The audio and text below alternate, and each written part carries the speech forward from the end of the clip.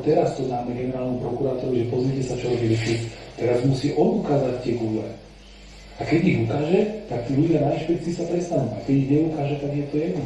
Keď ich odsúdia, tak ja to lepšie. Pošli sa ma Mareka, keď sa bude. Neodsúdia.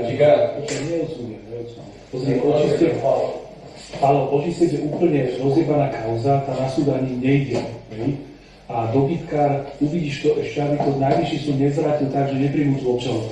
Plus, viete, máme 363 toho Žilinku. Tam sa môže stať, že v oktobri rozhodne 363 a padne celá obžaloba. Keď rozhodne? Že zruší to obvinenie. Máme ústavnú sťažnosť prijatú. To hovorím aj Tiborovi to hovorí, zober si Brhela, som volal Miškovi, čo ste kokoti, 363 máte odmietnutú, ústavku máte odmietnutú už druhú. Kurva, že nemáte už nič v ruke. Už ste vyjednali zo všetkých. On hovorí, kurva Marek, ale ja ich neviem tak dojebať, jak ty dojebeš ostatných, a oni podajú aj kokoti.